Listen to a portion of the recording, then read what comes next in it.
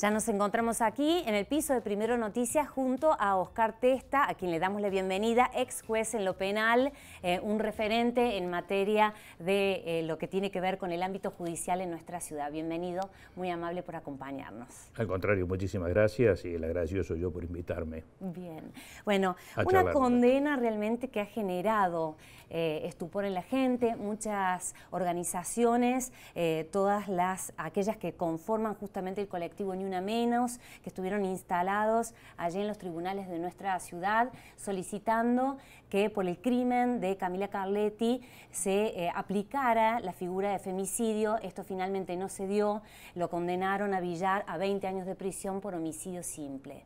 Querría preguntarte en primera instancia, Oscar, ¿cuáles serían los fundamentos por los cuales en un caso así no se aplica finalmente la figura de femicidio? Para entender un poco, ¿no? Bien, la figura del femicidio fue incorporada al Código Penal como inciso 11 del artículo 80 en el año 2012, es decir, estamos hablando de cosas que son bastante novedosas en el plano judicial. Y que de alguna manera trasuntan una toma de posición de la sociedad respecto de lo que son los femicidios, crímenes de género. Estas cuestiones, si nos remontamos un poco más en la cuestión histórica, son nuevas en todo sentido, hasta globalmente. Esto tomó impulso en áreas específicas de las Naciones Unidas alrededor de 1980, o sea, nada, en cuestión de tiempo, exactamente. Desde allí se elaboraron una serie de tratados internacionales de los cuales Argentina los ha ratificado por lo tanto están integradas a nuestra Constitución Nacional y forman parte de la más alta legislación que rige en la materia, por encima incluso del Código Penal. A través de la CEDAW y de Belén do Pará, una serie de pactos que fueron sellando de alguna manera la cuestión de la persecución específica y con un carácter especial de todo aquello que signifique agresión de género. Y lo digo en términos generales porque incluye no solamente los femicidios, sino también todas aquellas situaciones de violencia sexual, psicológica, física, económica, que abarca las situaciones intrafamiliares hasta los crímenes de guerra. Prácticamente es un espectro gigantesco en el cual se ha elaborado una serie de normas que, insisto, en nuestro caso tienen carácter constitucional y que precisamente para dar cumplimiento dentro de esas cuestiones a la normativa interna se modificó el artículo el 80, incorporando el femicidio en el año 2012. Eso es un poco el panorama de por qué es tan difícil por ahí de aprender el concepto y poder manejarlo. Digamos, si uno habla de una violación y de un homicidio, no hace falta que nadie le explique nada, sabe de qué está hablando. Si uno habla de un homicidio de una mujer en un contexto determinado, sea femicidio o que no sea femicidio, es de una dificultad extraordinaria para definir. Ahora, ¿por qué en este caso en particular no se aplica? O sea, Camila fue llevada, acordó un encuentro con esta persona, un acuerdo sexual, por un intercambio de plata. Finalmente, esa situación se va transfigurando hasta el momento en que Villar decide quitarle la vida, de una manera tremenda. Luego arroja su cuerpo al arroyo Santa Catalina y evidentemente es encontrado 11 días después por su propia familia. ¿Qué es lo que falta en este caso para caratularlo como un femicidio? Planteado así como vos lo relatás, y esos son los términos de la acusación originaria. Digamos que así llega acusado a la Cámara Villar. Personalmente a mí no me cabe ninguna duda de que estamos en presencia de un femicidio. Por lo tanto, habrá que analizar dentro de 15 días, cuando se fundamente la calificación como homicidio simple y no como femicidio, que es una tanta variante del homicidio calificado que existen, este tipo de situaciones. En esto yo quiero ser claro en un aspecto. Creo, a mi entender, de que para poder establecer si una figura, si una conducta determinada cae dentro del concepto de femicidio o de homicidio simple, es imprescindible meterse dentro de la figura. porque si uno la analiza desde afuera se va a encontrar con un montón de elementos que van a llevar a que jueguen factores que en este caso concreto me parece que no deben jugar. ¿Cuáles serían? El indubio pro reo, la norma más beneficiosa para el acusado, etcétera, etcétera, si vamos a juzgarlo desde afuera. Con un riesgo gigantesco, que es que desde afuera también se juzga la conducta de la mujer. Y eso es una verdadera inconsistencia con la figura del femicidio. Oscar, justamente esto era lo que pasaba en el día de ayer. De hecho, nosotros dialogamos con Rosa Savena, la abogada de la familia de Camila Carletti, y ella aducía justamente que el fiscal Rivero se había detenido mucho en las cuestiones que tenían que ver con la vida privada de Camila y no así con las cosas de Villar, de alguna manera defendiéndolo.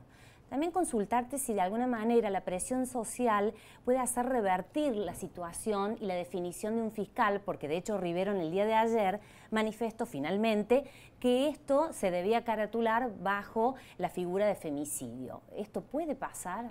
Yo no estuve en ninguna de las audiencias, por lo tanto lo que conozco es lo que trasciende y lo que se comenta.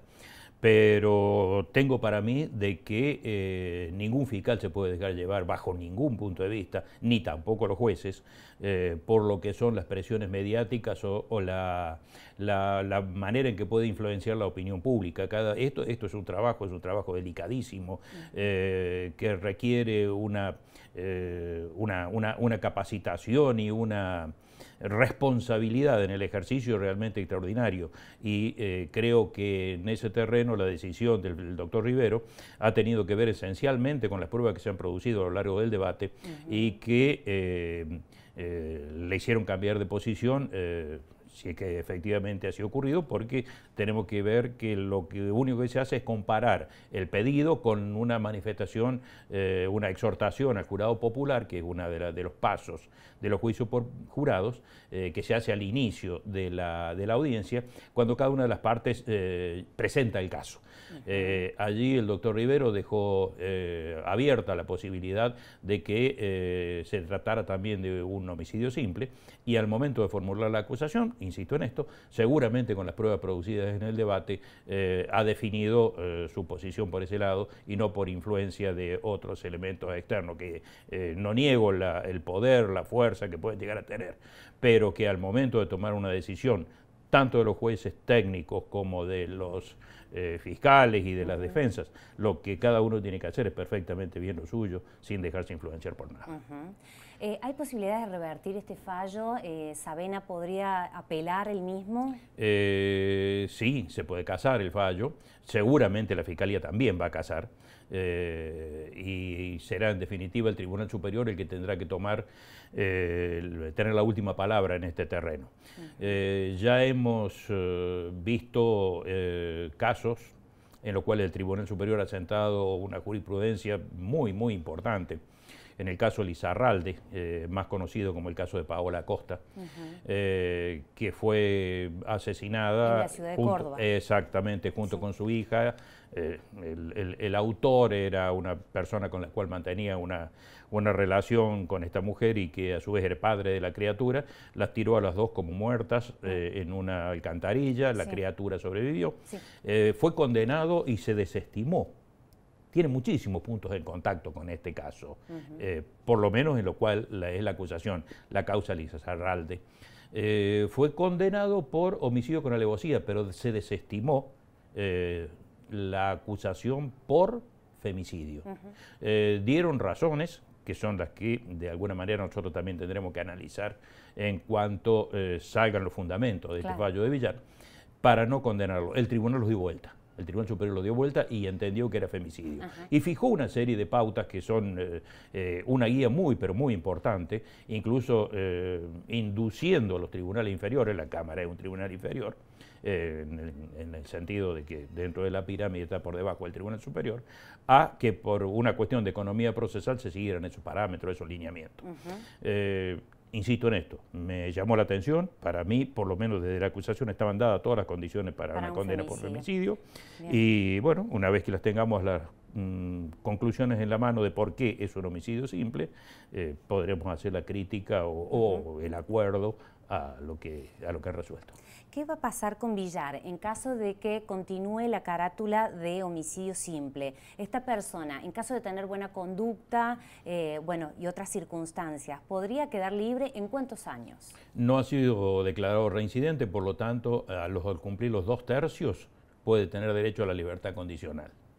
No obstante ello, también hay una serie de beneficios que contiene la ley 24660 de cumplimiento de las penas privativas de la libertad, en la cual podría tener acceso a otro tipo ya de ventajas como salidas transitorias, salidas a trabajar, etcétera, a partir del cumplimiento de la mitad de la pena.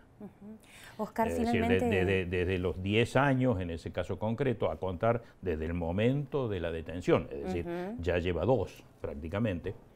Empezaría a gozar de los beneficios de la 24660, claro. Exactamente.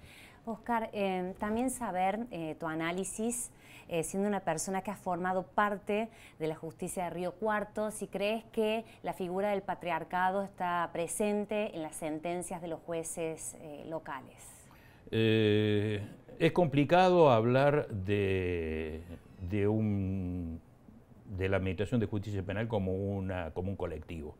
Yo siempre tiendo a entender como justo tomar los votos o los fallos de cada juez en concreto para decir si puede haber una influencia de ciertos conceptos patriarcales, de ciertos prejuicios que de alguna manera los lleven a tomar posiciones más conservadoras, etc. Creo que hay de todo. Creo que hay gente que sí, que efectivamente tiene un perfil conservador y otros casos en que no los tienen. No obstante ello, esta cuestión concreta del femicidio exige una toma de posición mental en el cual es imprescindible desprenderse de todos esos elementos para poder captarla en su integridad. Tenemos que ver que hay una cuestión ante que nada cultural, es decir, la reacción legal, incrementando las penas y demás, tiene que ver con la intencionalidad de romper una tradición cultural. Esa tradición cultural que tiene sus fundamentos en lo patriarcal, en el machismo, en la concepción romana del pater familias. Hay que reconocer que los derechos de las mujeres son recientes, son del siglo pasado, son del siglo pasado. Es decir, hay miles de años de humanidad en la cual la mujer, desde no tener alma, a no gozar de ningún tipo de derechos, ¿por qué? Digamos, es una persona, pero ¿en manos de quién? ¿En manos de quién? Del famoso pater familias. Era dueño de la mujer, era dueño de los hijos y era dueño de los esclavos. Era el único que actuaba políticamente y tomaba las decisiones de la sociedad. Eso, mal que nos pese, en los hombres se sigue arrastrando y en muchísimas mujeres, y no hablo de mujeres que precisamente carezcan de los recursos intelectuales o incluso de formativos importantes, les cuesta romper el esquema de esa falsa, obviamente desde todo punto de vista, superioridad del macho en las relaciones interpersonales. Precisamente a través de la Iglesia se pretende romper con eso, y para romper con eso y entender lo que tenemos que hacer, antes que nada, despojarnos de todo ese tipo de cuestiones, entrar a los análisis de una manera más íntegra, más limpia, más, se podría decir, más tolerante y más comprensiva, para poder ver si un hecho es un femicidio o un homicidio simple. Oscar, te agradecemos tu paso por Primero Noticias, por permitirnos analizar el funcionamiento de la justicia actual en la ciudad de Río Cuarto, pero concretamente respecto de la sentencia que recae sobre Juan Ramón Villar. Muchísimas gracias. No, gracias a ustedes. Te esperamos en otras oportunidades, por supuesto. Por supuesto que sí, siempre. Muchas gracias.